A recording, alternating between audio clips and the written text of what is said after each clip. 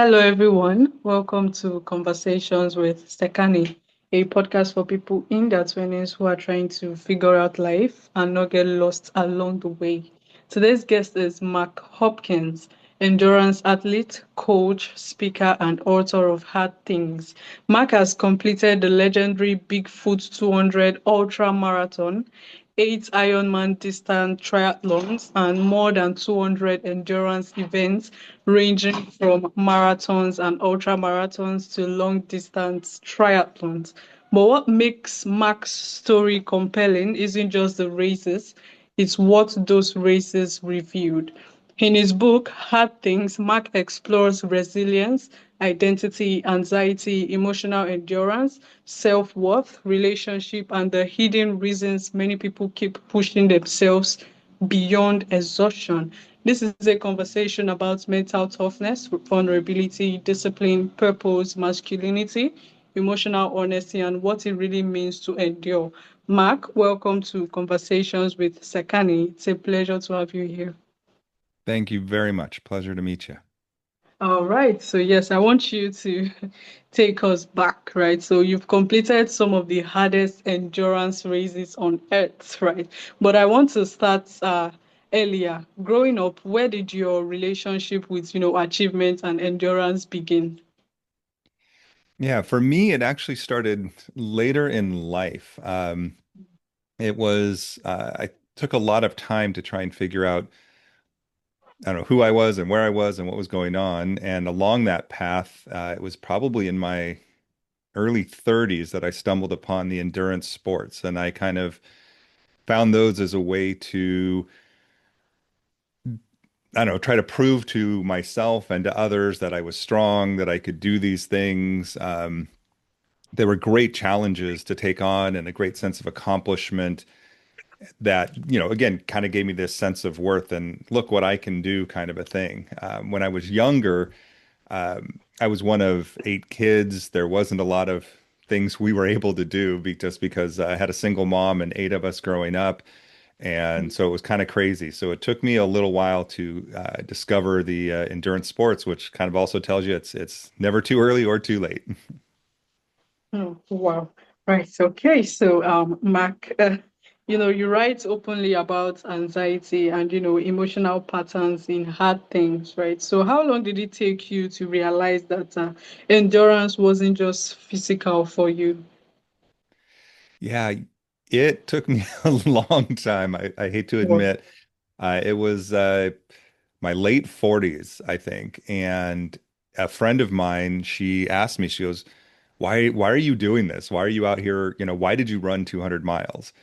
And I would always say, oh, I had a free weekend and nothing else to do is, kind of a joke.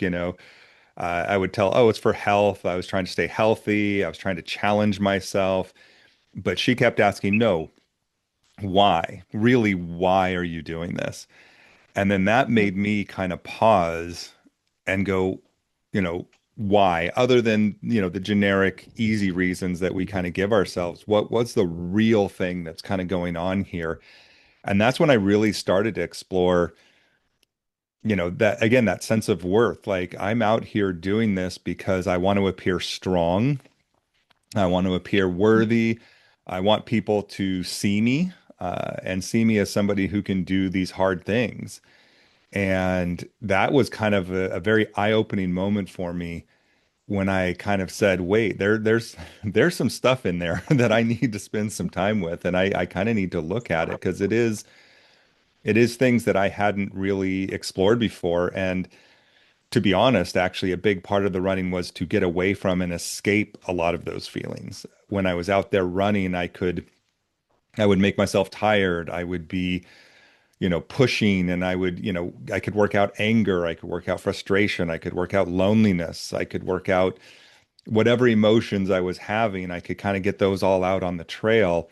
And so it was really just as much of a way to show how strong I was. It was also a way to escape trying to be strong and trying to prove who Wow. I was all at the same time. So it kind of a very mixed bag, but it was that having somebody who asked me why and didn't take the easy answer that made me finally kind of not let myself take the easy answer either. Wow. All right, Mark. I would say thank you actually for, sharing that with us. And yes, many people who do this, I think it's the same for people who are into, lifting heavy, doing hard things, right? It's not just about doing hard things. It's also a way of, showing, I don't know how to put it, but like escape from some certain emotions, right? So I don't know. Right. So talking about endurance, mental toughness and vulnerability. You've completed the Bigfoot 200, a race that most people can barely comprehend. Wow. So what happens mentally when the body starts, breaking down over that kind of distance? Yeah, I do want to go back for a second though and acknowledge what you were saying is I chose running for a good part of my life, but many people do other things. They said lifting weights. Before I did running, it was working. I was working a lot. There were other things I'd been doing too. So there are other ways I was escaping. And so it's not always just, let's go out and run 500 million miles. I think a lot of us are finding another way or some method of coping. So I just wanted to kind of acknowledge what you said there and the value in that it does, you don't have to run 200 miles. You don't have to, um, you know, do anything great to still also kind of be in that pattern of, pushing, escaping, of endurance. It's just endurance of a different kind. Oh, wow.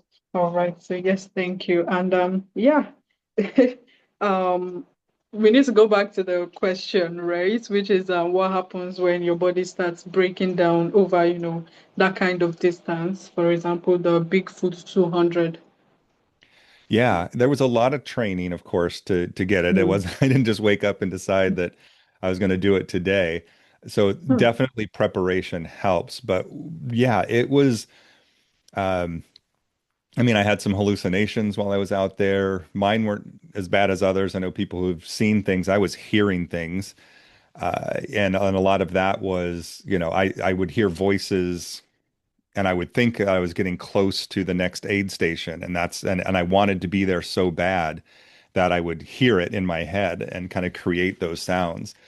I was kind of, yeah, stripped of everything, really kind of, I mean, I think over the course of it took me just about 4 days to do it, and I got about 8 hours total sleep in that time. And so, it strips you of kind of your consciousness even almost, and you kind of let go of a lot of things. And from that space, you can, I was, to be honest, scared of who was going to come out. Who am I really at my core? Am I am I a jerk, right? Am I a bad person? Am I going to be mean? Am I going to be angry? Because I spent a lot of time holding anger in. So when I'm tired and I'm exhausted and I can't control the mask that I'm wearing, I can't control the face that I'm putting on, who's going to come out? What is that going to look like?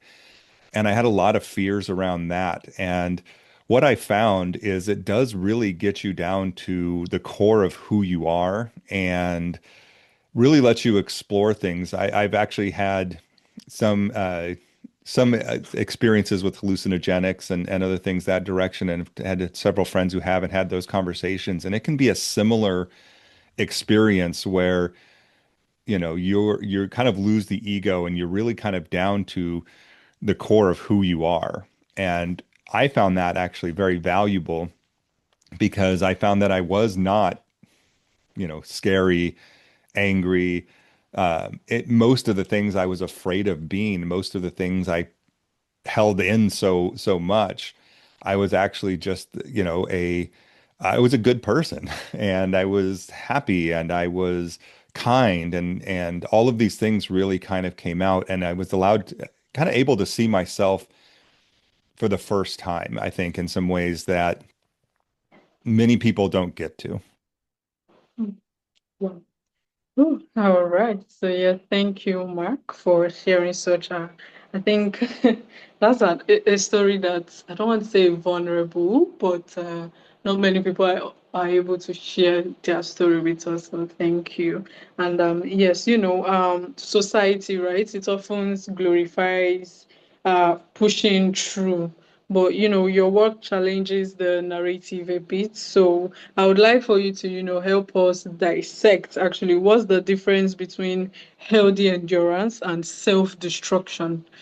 Because, you know, I always remember there's this popular heavyweight champion, right? He used to lift very, very heavy weights, and at the end of the day, in his old age, he cannot walk. I feel like I don't know what he was trying to do. Probably, um, see what his body can do when he was much more younger, right? But like growing old and not being able to use your legs, I kept on wondering, like, what was that really necessary, although we are different people, right? But I don't Hmm. know. I feel like that was self-destruction. I don't know. So can you help Hmm. us like dissect what's the difference between healthy endurance and self-destruction? I'm trying to Yeah, remember and the name. that's a Right. great point, and you're spot on with that. And in my book, I kind of break it down as a difference between endurance and enduring, but I think it's Mm, very similar to what you're saying. And I'll start with the self-destruction and the what I called enduring. And I called it enduring because I was just trying to survive each day. I was trying to mm, just get through this moment, this race, get through this hard part, get through the next race and do the longer one. And I was just kind of holding on, trying, holding on for all I could until I couldn't anymore. And that I looked at, there's no point to it. There was no purpose. There was no meaning other than what I was talking about earlier, some of the fear and anxiety that I was feeling inside and trying to run away from that, trying to mm, prove that I was strong. I was trying to prove that I could do these things. And that was pushing me to do things that I would love to believe, and I think I would have done anyway, but I was doing them for the wrong reasons. And I was pushing my body in ways that didn't need to be pushed. And if I had kept doing that, if I had, kind of kept just, you hit a point you can't anymore. And then what do you do? And then, as you note, I also didn't want to be somebody who, couldn't walk or couldn't do things. I wanted to be able to run the rest of my life. I didn't want to hit a point where I couldn't. And and I think that's comes from your purpose or your why and kind of getting back to that and why was I doing this? And if the only why I had and the only reasons that I had were to survive, were to prove I was strong, were to get through the day, were to survive, were to do that enduring, then that's very likely where I could have ended up. Fortunately, I had that good friend and I listened. I think that's the other thing too, right? You have to be willing to be vulnerable and go into yourself and ask these really difficult questions that you may or may not want the answers to.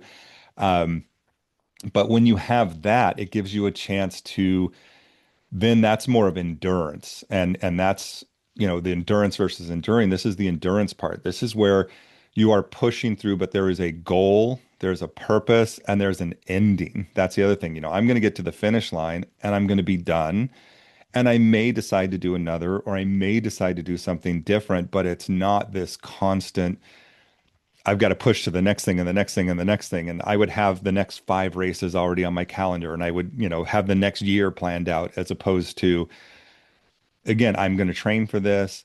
I'm going to do this. I'm going to push through this and challenge myself because there's a lot that can be gained from that. And I like the confidence. I like the challenge. I like that self-reflection and learning, but I'm also going to hit a finish line. I'm going to hit a goal and then I'm going to stop and then I'm going to set a new one and I'm going to move on.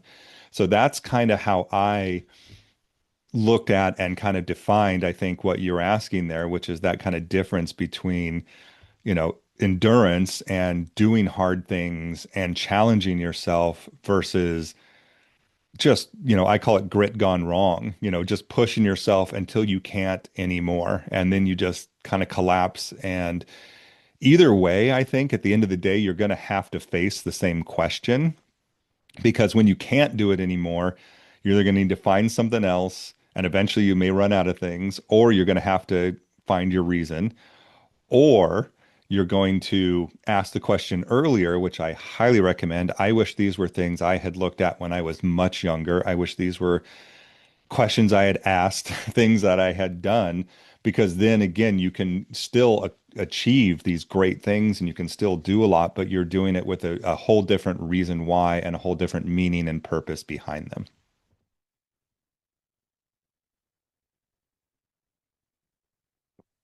Yep. Did I lose you? Oh, okay. Sorry, I was talking. I forgot I turned off on my mute. All right. So I said thank you for actually helping us understand um, that because for a long time I've always wondered like, is it really worth it? But yeah, like you said, you've made us understand. And yes, talking about the the inner journey behind hard things, right? In hard things, the physical race mirrors the emotional one, right? So was writing the book harder than completing the race itself? That's a great question. And I think they were all hard in different ways. Of course, the race was very physically challenging, and that pushed my body to some of the limits and ways I didn't think it could. The emotional journey after answering that question why and digging through that was also very difficult on a very personal emotional level, and there was a lot of work to do there with a therapist and with myself and with others. And then writing the book, that actually and it did end up being much more challenging than I thought it was going to be. Uh, like with anything, I think it's always good to get help. And so I had a coach, I had a critique group, I had a developmental editor, I had a lot of other people. And that was kind of hard too in some ways because you've got people telling you, no, this I won't say they're saying it's not good enough, but they are giving you suggestions on how it can be better, that constructive criticism and good feedback, but sometimes that can be very hard to hear. Like I don't want to hear that. I want you to tell me how awesome it is, right? I Right. just want you to tell me everything's perfect. So that was Wow. all really, really difficult. But I think for me, the most difficult part of it all was in the book, as we've noted, I've been very honest and very vulnerable about that journey. And a big part of it was an exploration of the relationship with my mom. And I noted she was a single mother. There were 8 kids. She would work 2 or 3 jobs to be because my dad provided no support, just to be able to put food on the table and a roof over the head.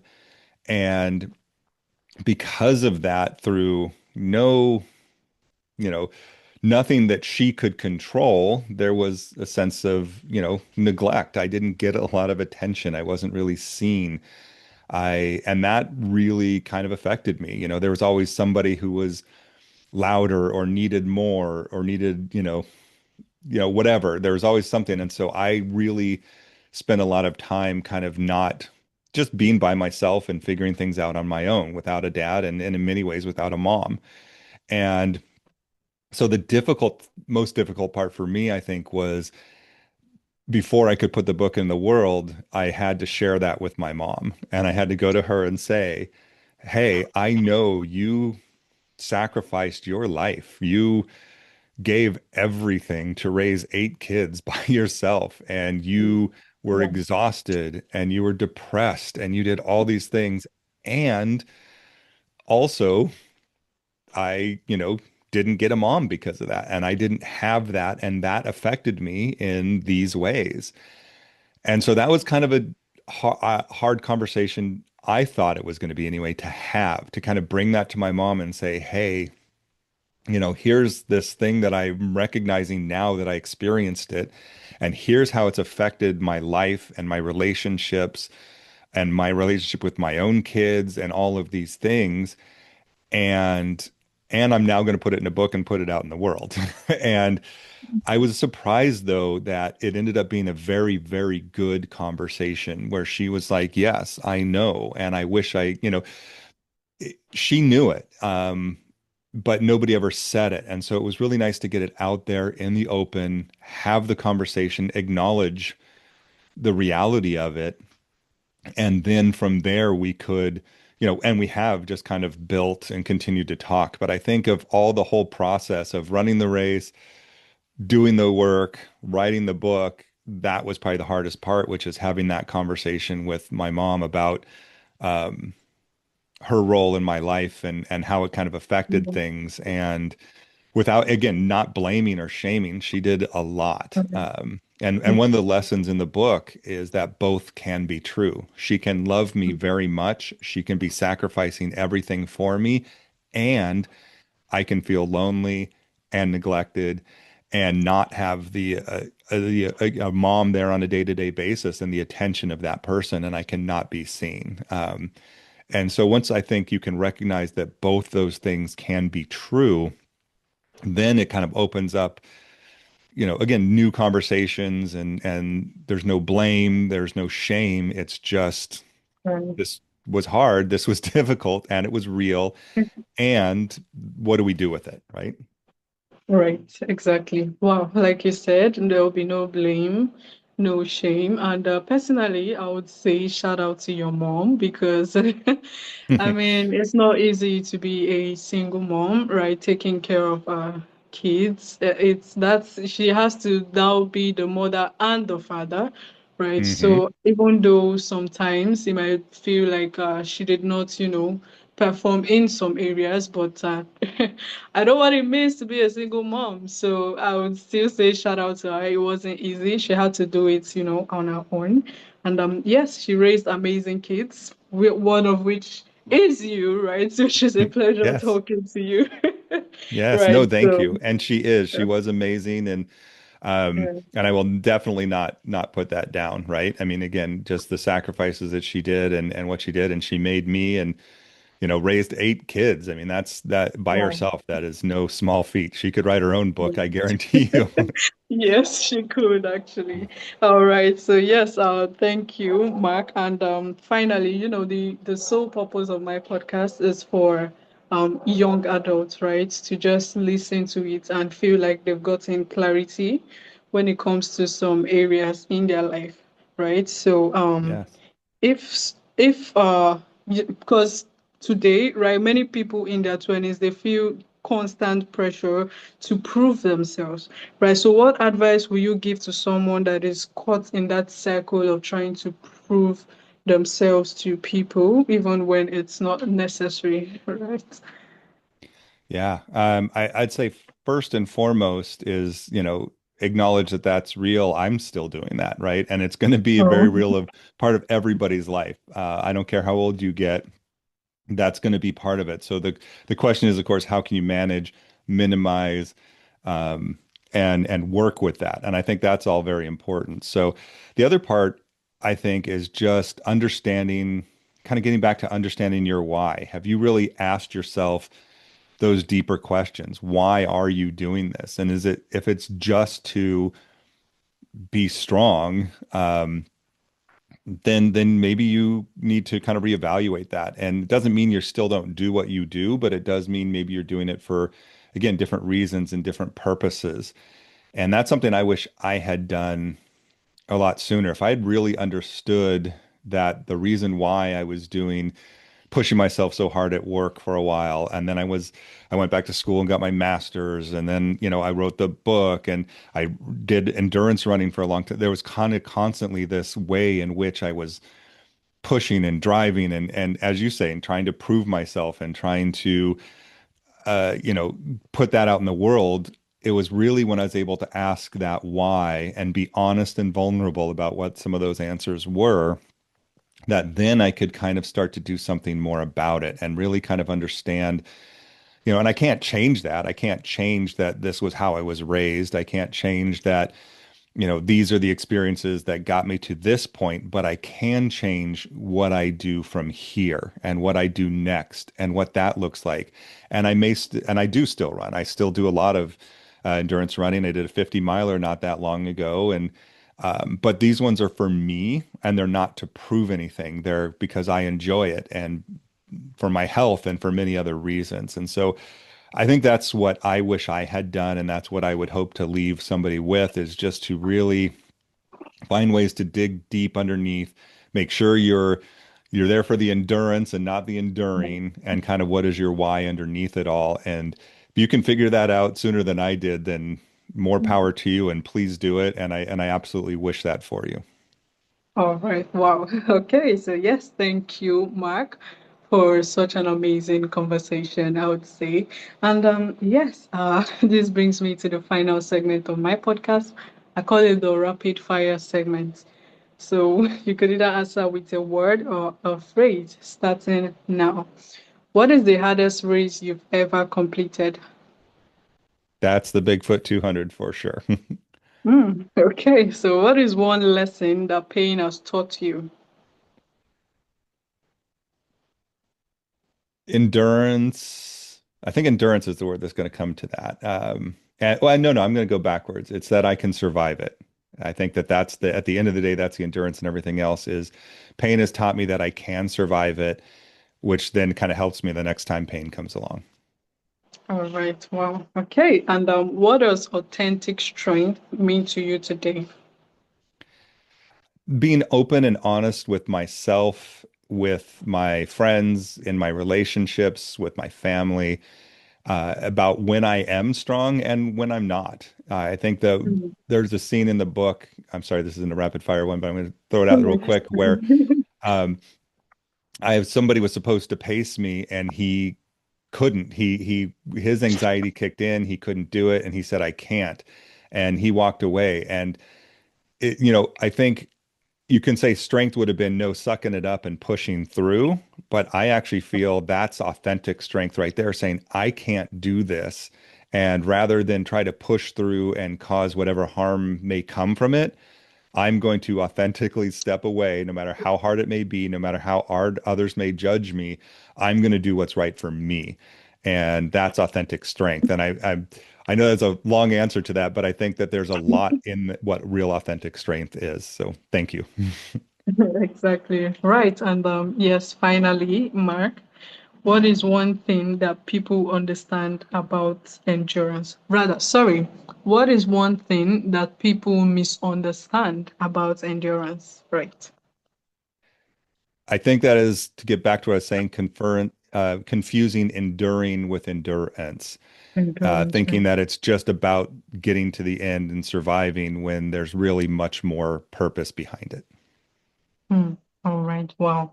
Okay. So yes, thank you, Mark. And before you go, where can listeners get to, learn more about you and also connect with you? Yeah, they can definitely check out the book. There's a lot more in there and a lot more in depth with the details, and that's Hard Things by Mark Hopkins, and it's Mark with a C. Um, Hmm.